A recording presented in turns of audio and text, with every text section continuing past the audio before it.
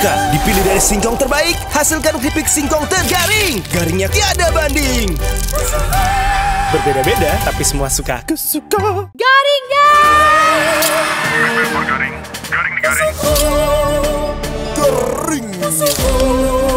Cica galing.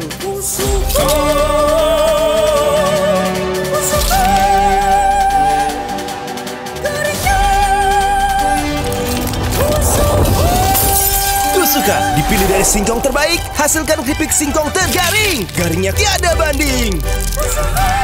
Berbeda-beda, tapi semua suka. Kesuka. Garing guys! Garing. Garing nih garing. Garing. Cica galing.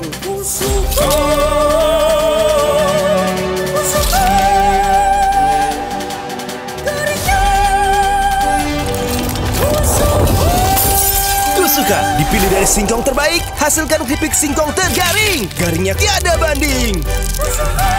Berbeda-beda, tapi semua suka. Kesuka. Garing guys! Garing.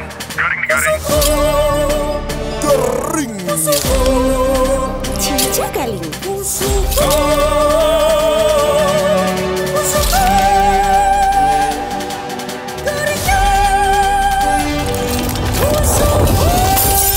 Suka dipilih dari singkong terbaik, hasilkan keripik singkong tergaring. Garingnya tiada banding.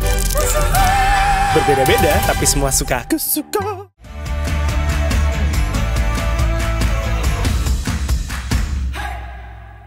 Nah, kali ini kita mau berangkat dari kabar yang satu ini, di mana kemarin ini Menteri Hak Asasi Manusia HAM Natalios Pigai bertemu dengan Kepala Badan Narkotika Nasional BNN Martinus Hukum. Nah, keduanya itu ngebahas tentang isu legalisasi ganja dan juga kratom di Indonesia. Katanya prinsipnya sih penegakan hukum khususnya yang dilakukan oleh BNN terhadap para pengedar, kemudian pengguna, dan pendekatan-pendekatan lain yang dilakukan pasti atau membawa konsekuensi logis berhubungan dengan isu-isu HAM. Kata hukum di Kementerian HAM Jakarta dilansir kantor berita Antara hari Selasa 15 April kemarin. Nah, hukum menerangkan kalau isu legalisasi ganja dan kratom saat ini tuh lagi rame dan juga hangat dibicarakan. Terlebih ketika negara-negara di luar sana sudah melegalisasi dua tanaman tersebut.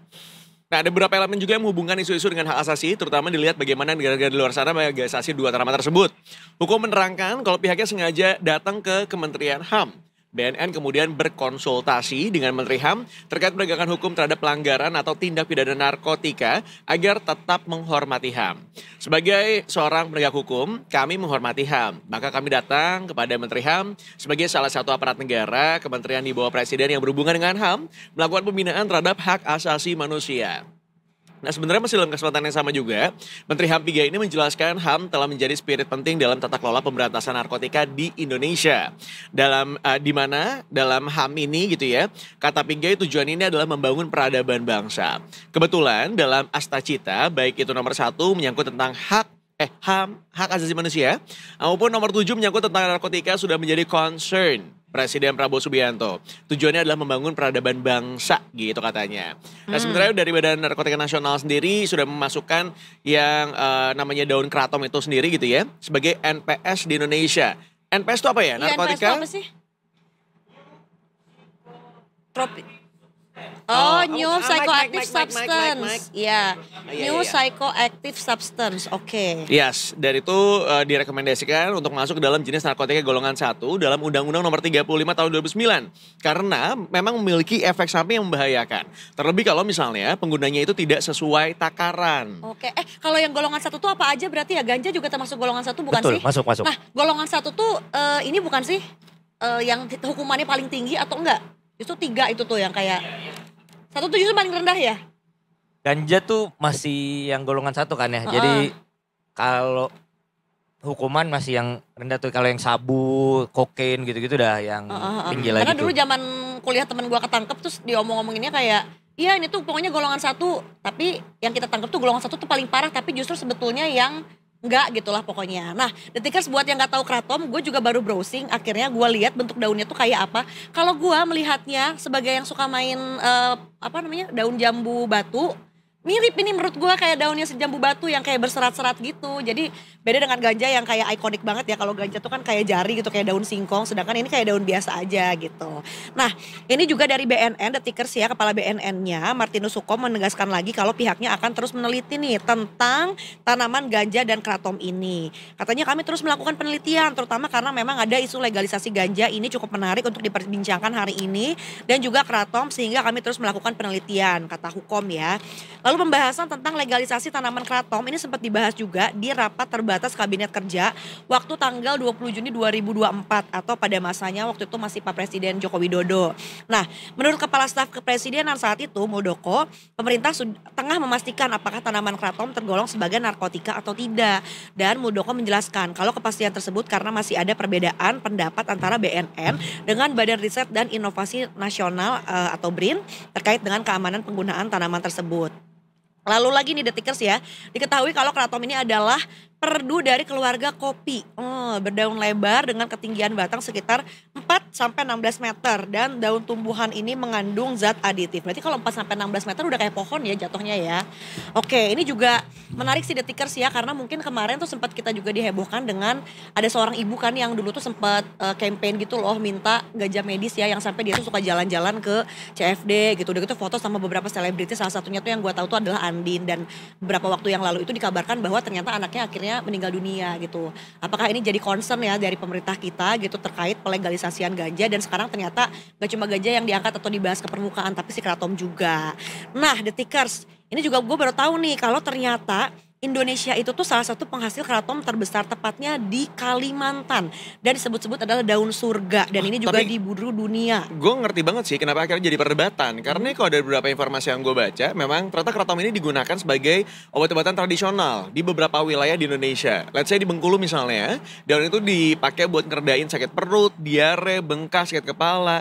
Di Sulawesi Barat misalnya, daunnya tuh dipakai buat ngobatin buang air besar berdarah atau bisulan. Di Kalimantan Timur, kulit batangnya buat menghaluskan wajah, daunnya buat perawatan nifas, ngilangin lelah dan juga pegel linu.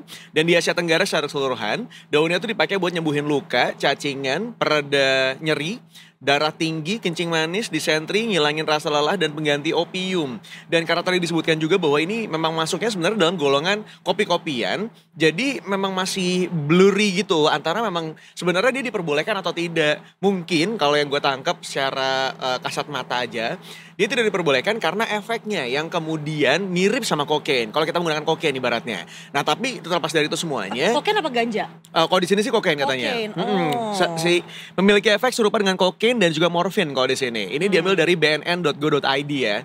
Jadi kalau menurut gue pribadi, ya kenapa tidak diperbolehkan? Karena efeknya yang ditimbulkan. Tapi di sisi lain, kalau penggunaannya betul sebenarnya ya nggak apa-apa juga gitu. Ini mirip-mirip kayak penggunaan ganja lah ya. Karena beberapa kali penggunaan ganja juga dipakai sebenarnya untuk obat-obatan atau juga untuk penghilang rasa nyeri kan. Tapi karena efeknya yang terlalu berlebihan, kemudian bisa membahayakan kalau digunakannya tidak sesuai dengan peruntukannya. Iya, soalnya tadi yang disebutin Aryo bener juga tuh. Karena di beberapa sumber juga efek sampingnya itu kayak ketergantungan satunya. Oke. Terus ada buat euforia. Oke, Jadi kayak berarti tetap ada halusinasi kan betul. jatuhnya? Selanjutnya setelah euforia itu akan jadi delusi dan halusinasi. Selanjutnya akan jadi toksis terhadap sistem saraf. Ya, jadi itu salah satu efek sampingnya dari kratom. Tapi itu ditulis bahwa jika penggunaannya berlebihan. Tetapi kan kalau misalkan sudah diolah yang tadi dibacain Aryo kayak untuk obat-obatan segala macam ya mungkin itu beda lagi gitu. Oke, berarti kalau gue sih nangkepnya berarti ada dua sisi di sini ya. Ntar takutnya ada orang yang emang mau menggunakan itu untuk pengobatan tadi, misalnya gue kenapa-napa nih gitu. Sedangkan ada satu orang lagi yang akan kayak, gue mah pengen ngambil si halunya ini nih, gue pengen kayak mendapatkan sensasi si daun surganya ini gitu Detikers ya. Tapi memang beberapa kali mengalami perubahan-perubahan dalam aturannya. Di tahun 2019 misalnya dari Permenkes RI nomor 44 tentang perubahan penggolongan narkotika belum memasukkan kratom sebagai narkotika. Tapi kemudian di tahun 2020 BNN sendiri katanya bakal mengintensifkan program P4GN di lokasi tumbuhan kratom di Kalimantan Barat.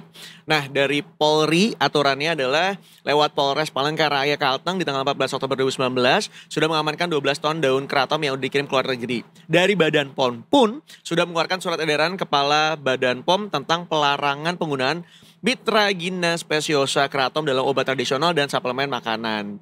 Suplemen kesehatan. Jadi memang sudah dilarang di beberapa lini gitu ya. Nggak cuman kemudian dari BNN aja, tapi dari Badan POM juga ada, Polri juga ada. Dan sekarang BNN, kayaknya tadi informasi terakhir dari Parandra tuh di tahun 2021 ya? 2021. BNN sudah menyatakan bahwa memang ini termasuk ke dalam golongan narkotika. Gitu. Iya kan itu juga ditulis juga di aturan yang tadi 2009 tuh. Nah itu juga kayak bisa masuk dalam kategori golongan 1. Tapi ini, kan belum spesifik kan, belum spesifik. Ya. Secara literal tuh ditulis bener-bener si kratom tuh masuk gitu. Nah soalnya yang di 2019 dibilangnya ini tidak termasuk dalam narkotika. Jadi emang perubahannya tuh lumayan. Perubahannya emang gitu. Karena mungkin itu dia kan tadi ada efek samping itu kan. Ya. Mungkin efek sampingnya dilihat seperti itu. Terus ternyata masyarakat tuh penggunaannya berlebihan gitu. Iya. Berarti kalau misalnya sekarang tiba-tiba jadi dilegalkan, ya sebenarnya nggak kaget juga sih. Karena perubahan-perubahan aturan ini ya terus berlangsung sampai dengan saat ini gitu. Ya. Nah tadi kan gue lagi bahas juga nih apa itu sebetulnya kratom detikers ya. Dan kenapa ternyata salah satunya Indonesia itu menghasilkan cukup besar terutama dari tanah Kalimantan. Jadi tanaman kratom ini atau mungkin punya nama latin Mitragina speciosa yang dijuluki dengan daun surga tadi juga ya. Dia tuh punya potensi besar sebagai komoditas ekspor Indonesia khususnya. Nih kita lagi ngomongin soal ekspor import ya antara satu negara khususnya ke Amerika. Dari Bapak Rosan Roslani sendiri selaku Menteri Investasi dan BKPM bilang kalau kratom Indonesia ini sangat mendominasi pasar di negeri Paman Sam. Ternyata 96% importnya kratom ke Amerika Serikat itu adalah dari Indonesia coy. Dan kemudian lebih lanjut juga beliau menjelaskan kalau kratom adalah tanaman yang tumbuh di Kalimantan yang digunakan oleh Amerika untuk pengobatan medis aja. Nah ini lanjut lagi melengkapi ya untuk status perdagangan kratom di Indonesia gitu ya. Meskipun kita sendiri adalah negara pengekspor kratom detikers ya. Tapi memang tanaman ini sendiri di dalam negeri kita sendiri belum dijual bebas. Gara-gara kratom ini sebelumnya sempat masuk dalam narkotika golongan 1 itu tadi kan ya. Jadi peredarannya sangat dibatasi. Tapi setelah lewat berbagai kajian dan juga pertimbangan pemerintah statusnya langsung berubah. Jadi ini ditambah lagi sama pernyataan dari Menteri Perdagangan kita Bapak Budi Santoso gitu belum lama ini katanya belum ada peraturan yang terkait dengan perdagangan di dalam negeri. Ini kan katanya untuk ekspor semua gitu. Nah kemudian juga nih kita selain kratom juga lagi ngomongin ganja detikers ya. Ini ada 11 negara yang melegalkan ganja, beberapa di antaranya ini kan lagi dibahas juga ya. Yang pertama adalah Kanada dan itu tuh dilegalinnya di tanggal 17 Oktober 2018. Kemudian ada Amerika Serikat juga, lalu ada Meksiko. Kemudian penggunaannya kalau Meksiko ini seenggaknya ada aturannya seenggaknya 5 gram atau kurang gitu. Kemudian di Belize ini tahun 2017, lalu ada di Jamaika, lalu di Argentina ini mostly berarti di benua Amerika ya. Lalu ada di Uruguay juga, tapi kalau di Uruguay minimal lo harus 18 tahun ke atas.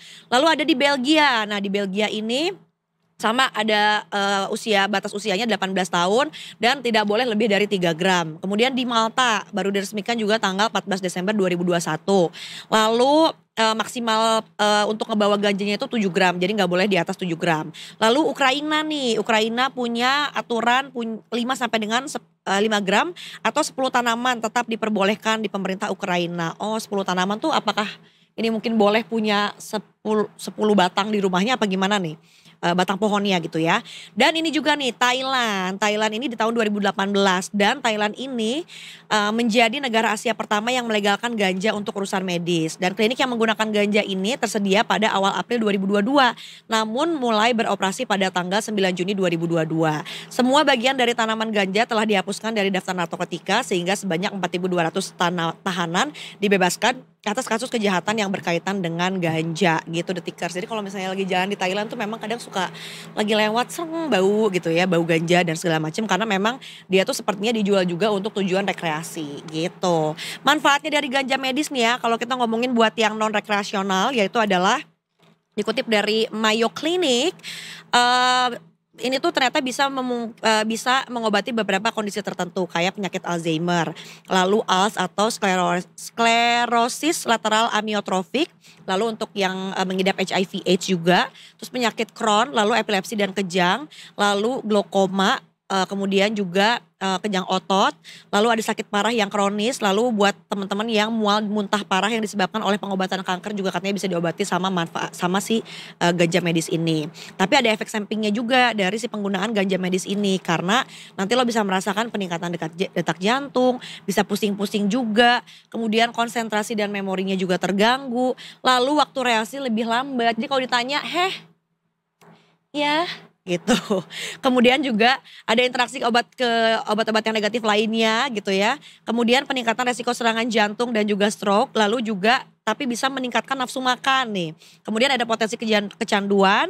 Lalu bisa menimbulkan juga halusinasi atau penyakit mental. Dan juga ada efek samping gejala putus obat ya. Jadi meskipun demikian efek samping dan manfaat ganja medis masih membutuhkan studi yang lebih lanjut. Nah, sebenarnya gue gak mau bahas yang satu ini, tapi ya penting juga untuk kita informasikan. Mudah-mudahan ini tidak dijadikan sampel untuk teman-teman. Nah, alasan untuk menggunakan si keratom, gue balik lagi keratom karena tadi ngebahas sedikit tentang ganja bisa bikin nambahin nafsu makan. Sedangkan kalau keratom itu sendiri justru bisa menurunkan keinginan kita untuk makan. Jadi memang penelitian awal menunjukkan kalau keratom ini berpotensi sebagai antidepresan dan penekan rasa lapar.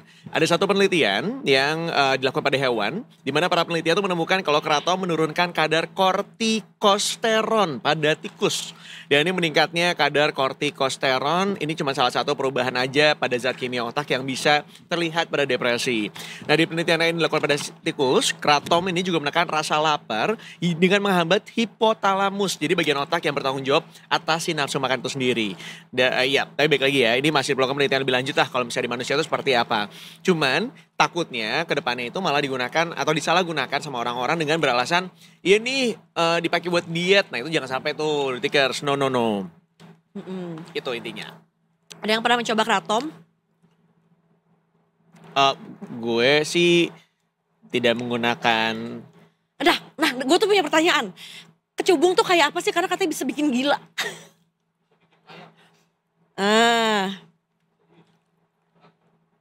Tapi ada fungsi-fungsi kayak medisnya gitu nggak? Atau mungkin yang pernah pakai tapi di luar negeri karena itu beda cerita ya. Kecubung.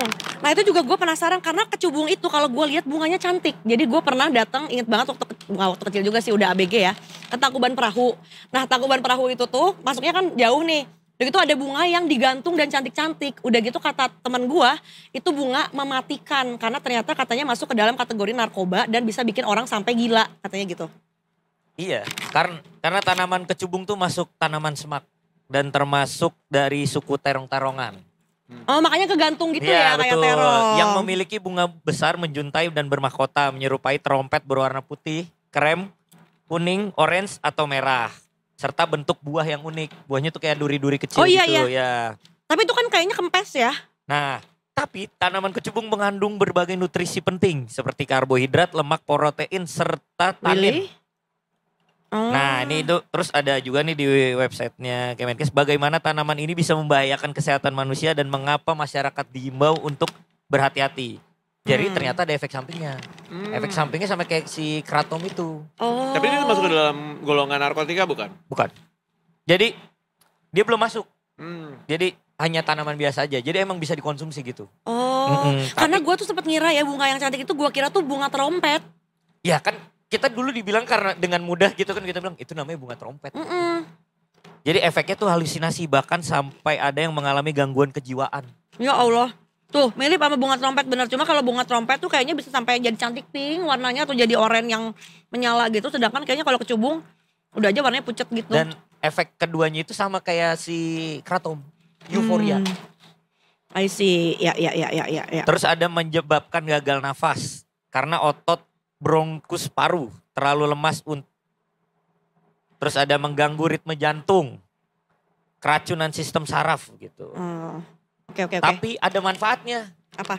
Manfaatnya tuh mengatasi kulit bengkak, mengatasi sembelit, perawatan ketombe, mengatasi rematik. Udah ada ke hair care ya? Mengatasi terkilir, mengatasi kuping kopok. Nah ini. Tapi gue menemukan kesamaan ya antara tadi kratom dan bunga kecubung. Dia tuh kayaknya urusan diare ya. Urusan diare tuh dia bisa menyembuhkan nih kayaknya. Apakah coba mungkin boleh diteliti bisa menyembuhkan ambeien mungkin ya. Ibu Arfi nanti siapa tahu kan gitu. Oke, kita kembalikan lagi ya sama obrolan tentang masalah ganja dan juga Tapi sambil keraton ngobrolin yang ini. lain gak apa-apa sih, seru juga sih menurut gua. Kalau misalnya menurut ganja, di sini kan yang menarik di Indonesia sudah mulai mau dilegalkan. Nah, sedangkan kalau di Thailand sendiri seperti yang kita tahu kan sebenarnya pernah dilegalkan. Tapi kemudian di tahun 2024 di pertengahan, Thailand itu justru mulai memperketat penggunaan dari si ganja itu sendiri. Jadi menurut gue pribadi nih mungkin perlu ada pengkajian ulang begitu ya. Apakah memang penggunaan ganja ini perlu untuk dilegalkan atau tidak? Batasannya sampai mana? Jangan sampai akhirnya jadi kebobolan sama seperti yang terjadi di Thailand sana. Bahkan perubahannya tuh lumayan agak cepat soalnya. Ini kalau dari data yang aku coba cek sih sebenarnya dia sudah dilegalkan sejak tahun 2022. Dua-dua terus Yes, dilarang. ini untuk penggunaan rekreasional dalam industri pariwisata. Jadi bukan untuk obat-obatan gitu ya. Tetapi di bulan Mei tahun 2024, jadi hanya sekitar 2 tahun aja. Kemudian Thailand itu sudah tidak lagi melegalkan penggunaan ganja untuk rekreasional dan juga industri pariwisata. Jadi kebayang gak sih di Thailand aja 2 tahun doang dan kemudian berubah lagi aturannya. Nah di Indonesia sekarang kita mau melegalkan ganja. Apakah nanti nggak jadi blunder? I don't know. Kalau menurut lo gimana? Detikers, please komen di kolom chat kita di MPC ataupun juga di YouTube channel kita. Menurut kalian seperti apa nih aturan dari pelegalan ganja dan juga keraton ini? Ya betul sekali, karena menurut gue juga harus mempertimbangkan si behavior dari masyarakatnya itu seperti apa. Karena kalau misalnya kayak gini tuh nanti, ya itu tadi banyak yang menyalahgunakan dengan aturan dan dalih bahwa ini kan tapi semuanya legal gitu. Nah itu tuh jadi Kalau kayak pendapat pribadi Aryo Indi. Waduh. Pribadi aja, maksudnya pandangan aja, melihat kan kayak ada beberapa negara yang sudah melegalkan. Terus Gua terus kan sukses berpendapat. gitu, maksudnya dengan dilegalkannya ganja tuh ternyata negara itu juga nggak goyang-goyang amat juga gitu ya, maksudnya ya kan. setuju. Kalau gue sangat melihat pada Thailand ya, tapi kalau Thailand sih gue ngelihatnya tuh skema besar atau blueprint yang mungkin dia pengen lakukan ya. Kayak dia tuh pengen jadi destinasi seluruh dunia kalau mau seru ke Thailand gitu. Dari festival-festival yang dia adakan, kemudian juga dari pelegalisasian ganja. Terus gue nggak memungkiri ya bahwa banyak orang-orang yang gue tahu tuh dia sengaja kayaknya rutin datang ke Thailand in order untuk merasakan si rekreasional drugs itu gitu. Dengan dalih bahwa ya ini kan gue nggak di Indonesia gitu, sedangkan di sini legal, jadi silakan aja. Dan gue juga sebetulnya sebagai yang tidak terkontaminasi ganja, apalagi di Indonesia kan tabu ya maksudnya. Jalan di Thailand yang setiap berapa meter bau tuh lumayan terganggu gitu. Jadi kayak gue nggak terbiasa dengan itu gitu. Nah tapi itu tadi ternyata kan nggak lama mau diubah lagi aturannya. Nah tapi gue selalu melihatnya dari kacamata si turisnya aja. Oke dia secara apa narik turis tuh gede banget gitu ya. Tapi gue nggak ngerti nih si orang-orang lokal Thailandnya sendiri gimana tuh. Apakah nanti jadi menurunkan kualitas si orang-orang atau SDM-nya gitu. Apakah mereka kerjanya jadi lambat, kerjanya jadi nggak fokus, jadi malah ngeganja mulu gitu. Nah, itu yang gue nggak ngerti gitu. Cuma kalau di Indonesia menurut gue bener-bener deh harus jelas banget aturannya. Memang kalau mau dilegalkan buat kepentingan medis only tuh kayak harus semana tuh layernya supaya si orang tersebut tuh bisa mengakses si ganja medis itu gitu. Nggak yang kayak ya udah deh gue ada koneksi misalnya ke orang kesehatan gitu, ke orang medis gitu. Jadi gue ntar bisa dapetin gitu. Nah itu tuh yang sangat gue takutkan di Indonesia. Karena kalau gue masih mikirnya takutnya di Indonesia akan lebih banyak yang mensalahgunakannya. Tapi gue juga nggak pengen ngedenger ada yang kayak kemarin tuh ibu yang anaknya udah fight mati-matian untuk bisa mendapatkan ganja medis buat anaknya, taunya tidak terselamatkan. Gitu. Itu what I'm thinking about. Ya, probably sama sih. Jadi intinya kalau buat rekreasional atau untuk pariwisata, industri pariwisata buat aku it's a huge no-no karena ada banyak hal lah yang bisa kita berikan gitu ya, kita tawarkan sebagai bentuk pariwisata atau misalnya untuk menurunkan tingkat stres dan juga depresi. Nah, tapi kalau misalnya penggunaan untuk obat-obatan menurut aku pribadi sih nggak apa-apa. Nah, selama aturannya tetap diperjelas. Kemarin terakhir tuh aku pergi ke dokter dan kemudian diberikan satu resep. Ini untuk obat tidur yang ternyata ada tulisannya di situ sebenarnya untuk dikeluarkan oleh dokter kejiwaan. Nah, aku sempat agak panik gitu loh kayak kenapa nih? Tapi kemudian aku sadar bahwa memang ada obat-obat tertentu yang memang hanya bisa dikeluarkan oleh dokter tertentu aja. Nah, termasuk juga si obat yang kemarin aku konsumsi itu. Dan ternyata si obatnya tuh hanya dikasih 3 butir aja, yang kecil-kecil banget, pokoknya 3 butir lah. Aku sempat bingung gitu kayak, 3 banget nih gitu, ngapain kalau cuma 3 doang? Tapi ternyata memang karena penggunaannya sangat diperketat, maka tidak boleh diperjualkan dengan bebas. Dan kemudian juga sangat diperketat banget, yang dikeluarin cuma boleh berapa, dosisnya segimana untuk orang tertentu. Nah, mungkin ini perlu diperlakukan seperti itu juga treatmentnya, supaya kemudian orang yang mau menggunakan ganja untuk pengobatan diperbolehkan, tapi ya nggak bisa sembarangan. Harus ada laporannya, harus ada reportnya juga. Berapa banyak yang dikeluarin, untuk berapa lama. Sehingga kalau misalnya ada pengecekan dari pihak kepolisian misalnya atau pihak berwajib atau dari BNN, kemudian dia bisa membuktikan dengan adanya resep dokter yang memang dikeluarkan dari dokter yang ya terjamin gitu, bukan dokter-dokteran. Menurut aku sih gitu sih. Ya akses terhadap filternya itu ya Detikers ya, karena gue juga takutnya nanti orang-orang yang rasa dekat gitu aksesnya dengan si orang-orang medis ini tuh jadi kayak punya 1000 cara lah untuk mendapatkan hal tersebut gitu. Ini bukannya suuzon tapi mungkin ada aja orang yang akan memasukkan resep lah gitu, atau mungkin ada orang lain yang di bisnisnya gitu ya yang memang jualan obatnya misalnya dia bisa ngejual ke orang tanpa resepnya gitu-gitulah. Jadi yang itu menurut gue di Indonesia tuh harus dikaji ulang karena lebih ke si pengetatan sumber daya manusianya untuk bisa menggunakan itu dengan wise gitu. Ya masa beberapa kali teman-temanku tuh sempat mendapatkan obat-obatan terlarang gitu ya, dengan dalih dapatnya dari seorang apoteker gitu. Memang apoteker kan kemudian bisa memberikan obat-obatan gitu kan. Tapi kan baik lagi kalau misalnya nggak ada resepnya harusnya tidak bisa dikeluarkan. Tapi ini obat-obat penenang gitu tuh bisa keluar tuh gimana ceritanya gitu. Ini based on my experience saja. Ya. Jadi mudah-mudahan ya kalau misalnya memang ganja dan juga kratom ini diperjualbelikan untuk kepentingan medis, maka mudah-mudahan aturan ini diperketat aja sih. Takutnya disalahgunakan. Setuju Detikers ya, mudah-mudahan ada jalan tengahnya karena sedih juga kalau ngedengar ada yang ibu yang kayak kemarin itu ya, dia tuh bertahun-tahun berjuang untuk nih please banget anak gue boleh gak dikasih ganja medis, dan ternyata kan endingnya juga tidak sesuai dengan harapan kita bersama.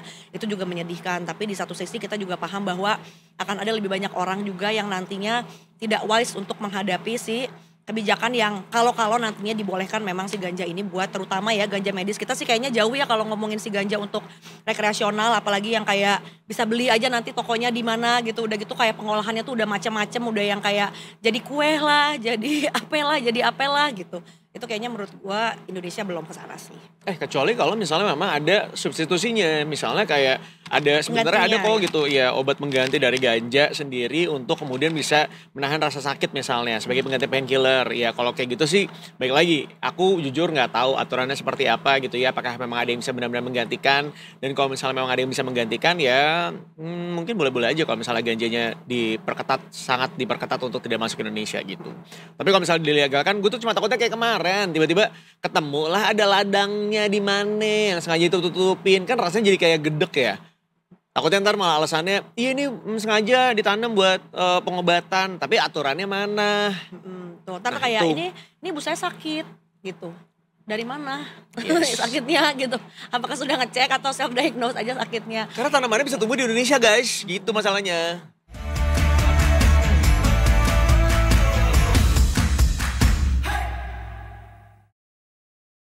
Garing.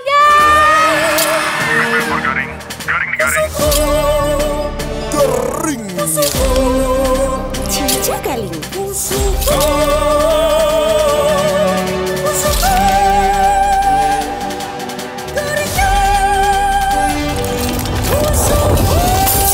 Tusuka dipilih dari singkong terbaik, hasilkan keripik singkong tergaring. Garingnya tiada banding. Berbeda-beda tapi semua suka. Kusuka. Garing. Garing. Garing.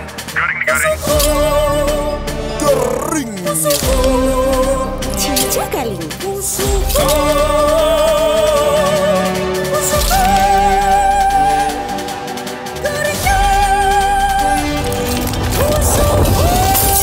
Tusuka dipilih dari singkong terbaik, hasilkan keripik singkong tergaring. Garingnya tiada banding.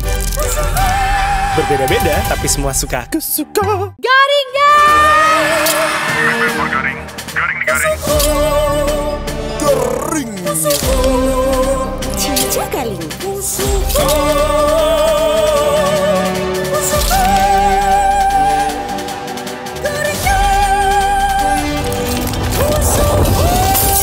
Tusuka dipilih dari singkong terbaik, hasilkan keripik singkong tergaring. Garingnya tiada banding. Berbeda-beda tapi semua suka. Kusuka.